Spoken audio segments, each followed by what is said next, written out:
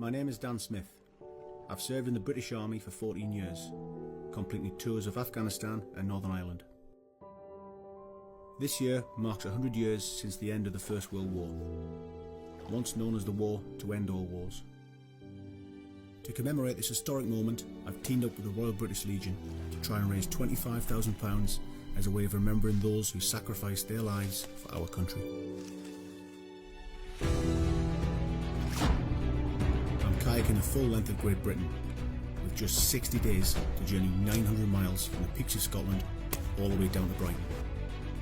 Camping by night, I'll be trekking from one body of water to the next, dragging my kayak with me. This is my way of giving something back to the generations of soldiers who have served over the last century. Their sacrifice will never be forgotten.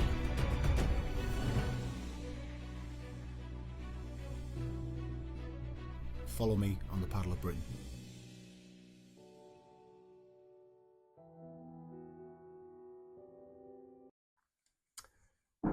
Welcome back, everybody. I just put this video on really just from a request. A lot of people have been asking me about a challenge that I took back in 2018 where I paddled the full length of the United Kingdom from the top of Scotland all the way down to the English Channel.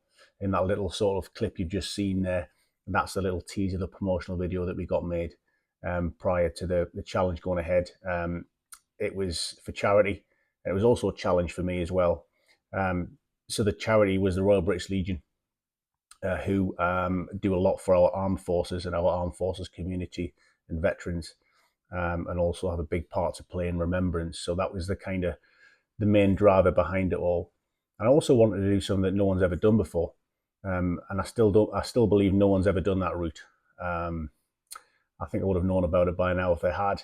It is a very special route. It's not the most direct. It goes over lakes, lochs, lakes, rivers, streams, canals, mountains, you name it. You get to see the whole of the United Kingdom pretty much from top to bottom. So without further ado, I'm going to go through the route now and sort of key parts of it, and sort of in quick time, go through from the top to the bottom and tell you all about it. So get yourselves comfortable, and I hope you enjoy. So after a long, hard think about what challenge I wanted to do, I decided that I was going to kayak and walk the full length of the United Kingdom inland. So starting from the top of Scotland, picking up a waterway literally from the North Sea at the top of Scotland, and then heading, starting to head my way south using any means of water possible, whether that was a loch, a stream, a river. Parts of tidal estuaries were used as well.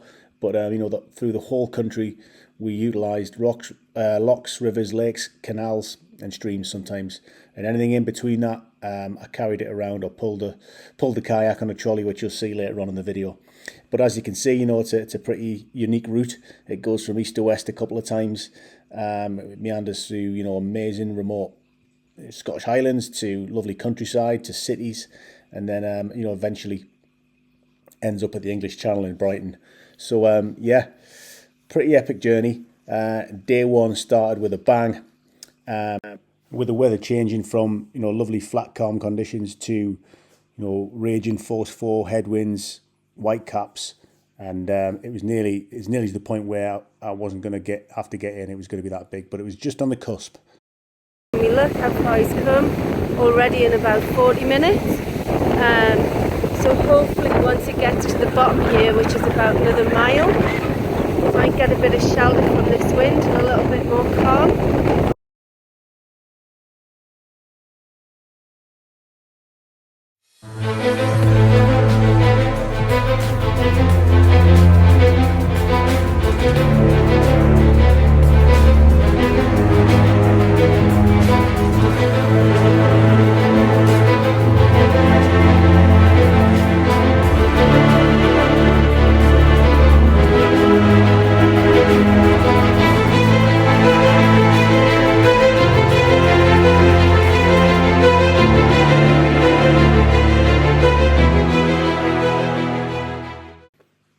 So for the majority of the journey, I was wild camping. And obviously in Scotland, you can wild camp anywhere, which is great. That little tent there done me great. I've still got it now, and I've camped in some of the most amazing spots. As I got south of the border, though, things became a little bit more difficult, where you have to start asking for permission to camp in certain places.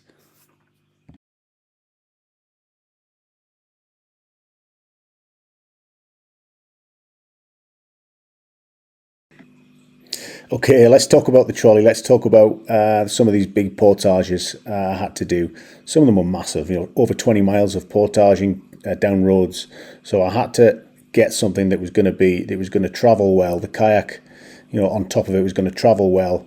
It was strong enough to sort of cope with the rigors of all the stuff that I had. I had about 60 kgs worth of kit in there. My food, my tent, water, and all of that stuff, all my emergency kit as well. So it was a hefty bit of kit. So we had to engineer a specially made trolley. So a good friend there, Roger, you see, with his all his tools out and stuff. I had to get Roger in with his engineering mind, and we came up with this design. Basically, we've got one of those buggies that you can run with. I don't know if you've seen them. You can strap them to your waist, and the idea is you can put a kid in there and go for a run. But these things are the chassis on them is quite strong. Or the wheels, actually, which is the one which was interesting. The wheels pop on and off. So we got one of those, and then we got a few more reinforcements made by a local welder. And then when we made this trolley, and it absolutely did stand the test of time. To this day, I've still got it. Quite a hefty bit of kit. It's made of aluminium, but it done the job. The kayak sat on top, and then I strapped it on, basically. Look at this next slide where it was pushed to the limit.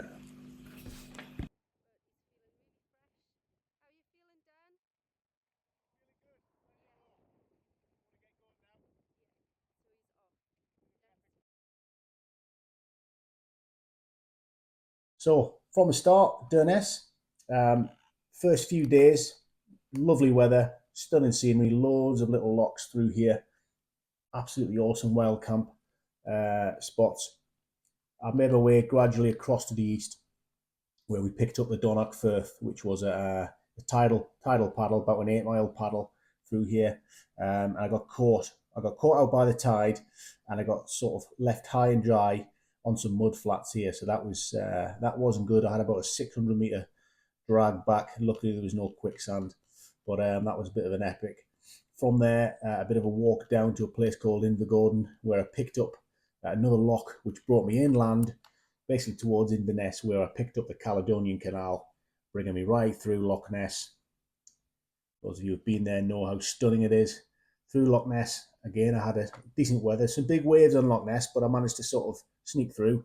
And then we're across to the west again, and then we cut back inland up towards Blackwater, towards Kinloch Leven, where I was going to start my first big, massive climb, literally up a mountain, up towards Blackwater Reservoir.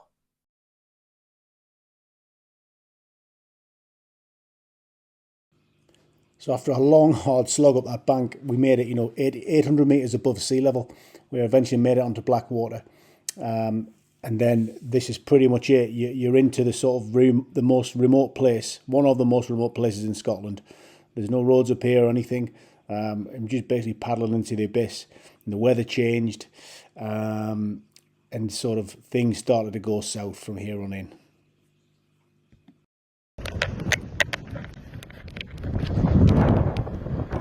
Left high and dry. Yeah. Now this is going to be a mission to get out of here, because the water's flowing back into the reservoir. There's just peat bogs everywhere, which is what I expected, but didn't expect it to be this low. And I've got to get out of here. It's quite far. I'm going to have to track the boat up the river again, maybe for another hour or so, and see how far we get.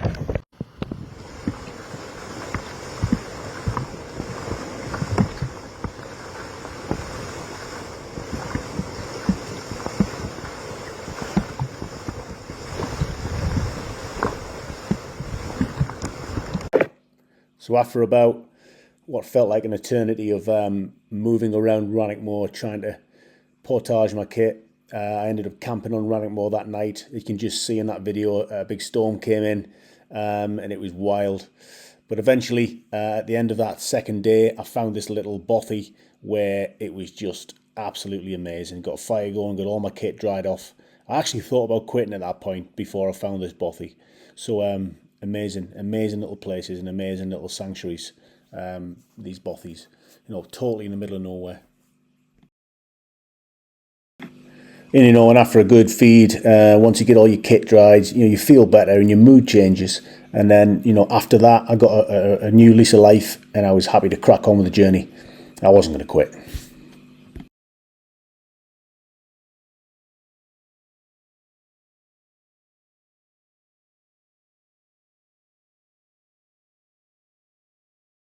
So after getting over the epic of Rannochmoor, getting all dried up and back on the 82, I then made my way south to Loch Lomond. Lovely, great big loch, stunning. Quite windy from all directions there. The wind's changing constantly just due to the shape of the mountains around. Quite an interesting loch. I had a bit of a pit stop there where a good friend of mine, Matt Smith and Robbo, they had a tent set up for me on one of the islands, which was really nice. You had a little cool sort of pizza oven there and a few beers, and it's great to see the lads. So that was a good morale stop. From there, we then sort of headed out of Loch Lomond, and then weirdly you're into just suburbia. So from the beautiful Stirling Highlands, we're into sort of Glasgow, and there the Union Canal, which is actually quite nice. Across the Union Canal over towards Edinburgh again. From Edinburgh, great big portage around here, heading into the borders. This was really dangerous on these roads. Nearly got clipped by another car. Blind corners, yeah, really dodgy, and some foul weather as well. 20 odd miles this was, till we hit, eventually after a couple of days, we hit Moffat, which is a beautiful little town in the borders, where I picked up the River Annan. Now paddled the Annan from source to sea, beautiful river. A little swirly donation there. That was a massive weir on the Annan, which is I did not see it, and I nearly got sucked into it.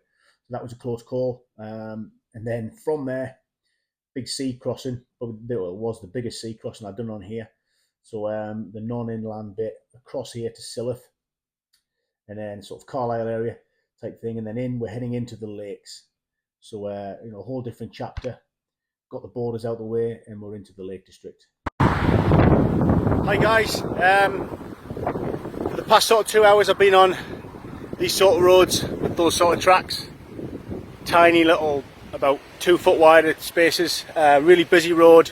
Doesn't help being sort of work. So this was the halfway point. After paddling the Annan, as I said, I had that big sea crossing from from Annan to Silloth, which is about 8 miles. And I had the RNLI there, those guys you can see on standby, and they just followed me in after I had to roll halfway out there, and that was scary. Being in the sea by yourself is just a big no-no anyway. So I always had the RNLI on standby whenever I'd done any of these big crossings, and they were fantastic, really good. So guys, that concludes the first part of the Paddle of Britain. We're halfway through the United Kingdom, and I look forward to sharing with you the next part, where I go from Cumbria all the way down to the English Channel. Stay tuned.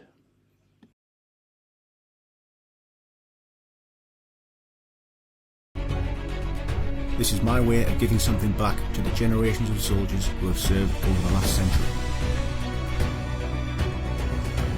Their sacrifice will never be forgotten.